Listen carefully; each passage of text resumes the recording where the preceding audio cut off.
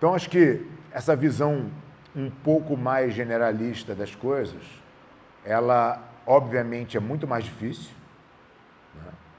Porque, por mais que vocês queiram me convencer de que é difícil ser atleta, e eu, obviamente, entendo a dificuldade, né?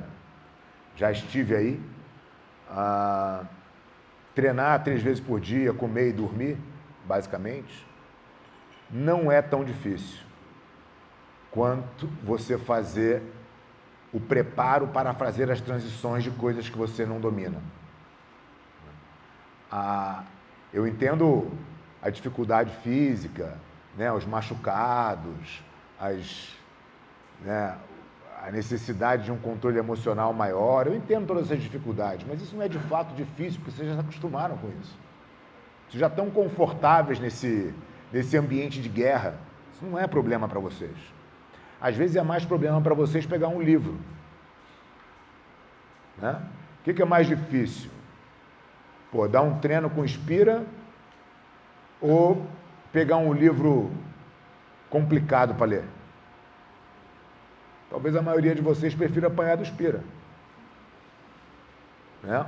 Do que ler uma página e falar, nossa, não entendi nada. Como é que eu me dedico lá para... É um outro assunto completamente diferente. Essa é a dificuldade. E é disso que as pessoas fogem.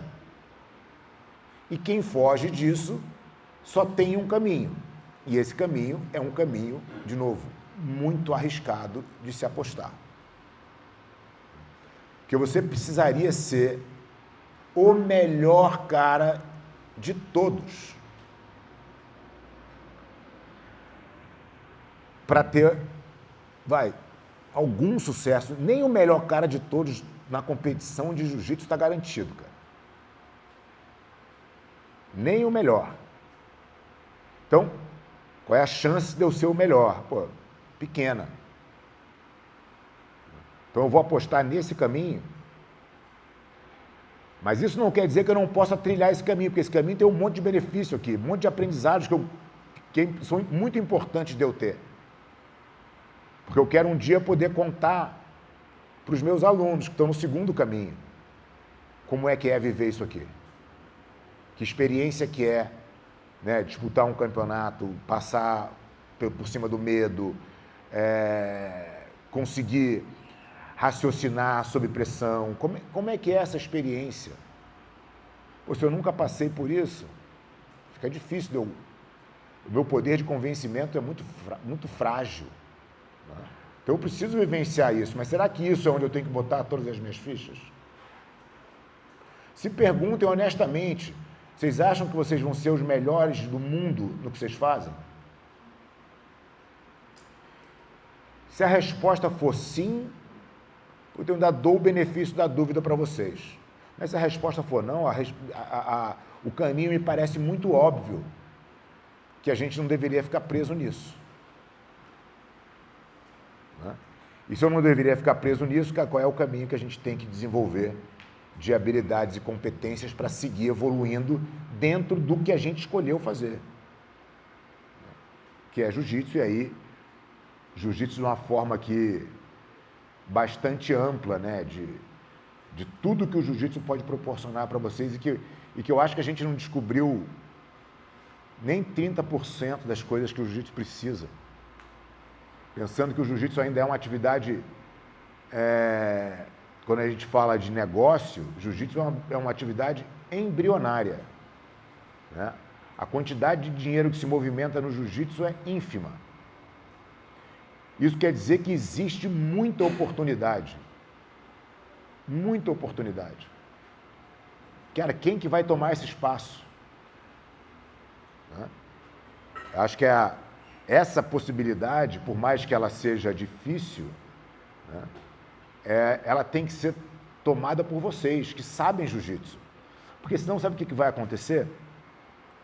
Vai vir um burocrata que nunca botou um kimono, que nunca tomou um tapa na cara e vai tomar o melhor lugar da janela, vai sentar na janela do avião, do Boingão lá, e vai surfar o esporte que vocês ralaram tanto para conquistar e construir. Isso é um cenário que me apavora, de verdade.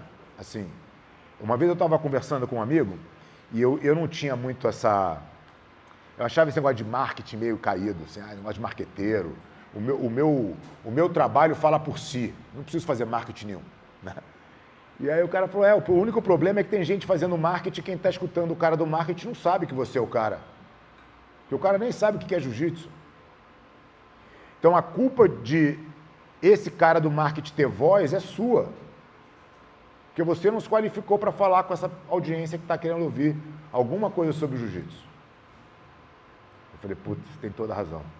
Eu não posso dar espaço para um cara que não estava lá quando não tinha nada e de repente esse cara vai entrar pela janela porque ele sabe fazer uma coisa que qualquer um pode fazer, inclusive eu. E aí eu comecei a estudar marketing. Falei, essa vantagem o cara não vai ter. E aí vão vindo outros desafios, né? E claro que existe um limite de capacidade, né? Até onde eu posso ir e eu posso fazer muito pouca coisa sozinho. Então, cara, como é que o nosso time se capacita para fazer coisas diferentes? Né? Para que a gente não tenha que ir para fora do nosso time para a nossa empresa continuar crescendo. Então, ao mesmo tempo que é oportunidade para vocês, como tudo que a gente faz aqui, é para o benefício geral. Né? Como é que a gente melhora as oportunidades para vocês? Como é que vocês melhoram a vida de vocês? Como é que a Aliança cresce como empresa? Como é que o jiu-jitsu cresce como atividade, como ferramenta para a sociedade e tal? Alguém quer falar alguma coisa aí? Alguma colocação? Vai pensando aí no que vocês vão falar. Bom, as competências técnicas, né? Sabe jiu-jitsu, sabe ensinar jiu-jitsu, quer ensinar jiu-jitsu, é o que a gente está falando da atitude, né? Vocês precisam querer fazer. E se vocês quiserem fazer, o querer fazer deveria, eu não sei se ele vem antes ou depois ali, né? Mas o fato é que saber ensinar é um pré-requisito, não adianta só você querer. Eu quero ser, mas tá. E cadê as habilidades, e cadê as competências para você ser um bom professor, né? O desejo sem a ação vale de absolutamente nada, né? Se eu quero alguma coisa, eu tenho que ir atrás dessa coisa e eu tenho que me desenvolver para estar habilitado para fazer aquela coisa. Né? Então as coisas não são separadas. Oi?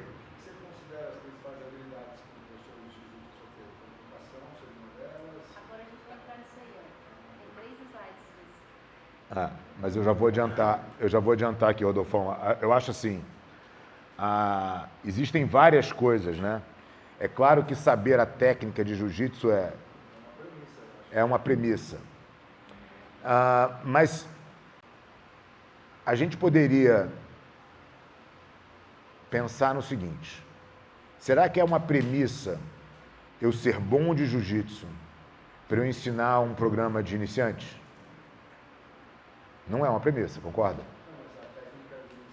Claro, eu preciso conhecer aquelas técnicas, mas aquelas técnicas hoje, se eu só souber aquelas técnicas, dificilmente eu consigo ser bom de jiu-jitsu. Se desenvolveu, né, por um patamar muito diferente. Então, acaba que as técnicas de jiu-jitsu, as competências para você ser um professor de um time de competição, por exemplo, são muito diferentes das competências e habilidades necessárias para você ser um professor de iniciante. Porém, saber se comunicar é mais importante numa competência de uma turma de iniciantes do que de uma turma de avançado, que já entende, já consegue traduzir um pouco do que o professor está falando.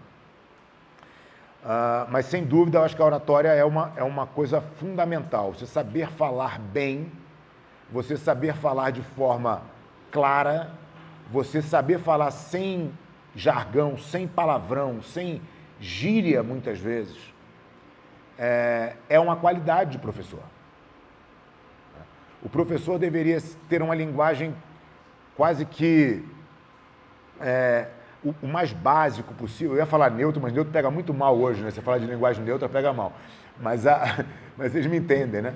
Uma linguagem básica não é para ser rebuscado, porque também você quer extrair do seu aluno a compreensão. A forma mais fácil é eu ser, cara, sucinto, preciso e claro no que eu estou dizendo. E às vezes, para você ser sucinto, preciso e claro, você precisa ter um conhecimento muito vasto. Né?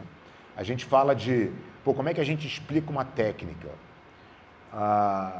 Uma técnica bem explicada, ela nunca é longa. Cara, se eu precisar de mais de 3 minutos para explicar uma técnica, eu estou errando em algum ponto. Né? Ou eu estou dando informação demais que o meu aluno não tem capacidade de aprender, né? Ou eu estou prolixo tentando, né, me explicar várias vezes da mesma coisa. Se eu sou claro, sucinto na minha explicação, eu não preciso de muito tempo. Né? Eu vou entender quais são os pontos-chave daquela técnica, vou falar de forma clara, que todo mundo consiga me compreender, num tom de voz agradável, e esse é um ponto, uma habilidade importante do professor. Uma outra, eu acho que seria o entendimento, e aí talvez essa seja a mais importante, que é o entendimento das pessoas. A leitura do aluno é fundamental. O que aquele aluno quer ali? O que aquele aluno consegue suportar? O que aquele aluno tem de capacidade de aprendizagem? Eu acho que tem pessoas que têm que já têm essa habilidade, né, natural, né? Acho que a gente tem o Casquinha aqui como um super exemplo, assim. Ele tem uma leitura das pessoas, né? O que a gente chama de carisma. Carisma nada mais é do que essa leitura. Eu sei falar com as pessoas de diferentes tipos, porque, né, eu sei escutá-las muitas vezes. E eu acho que essa é uma qualidade muito importante do professor também.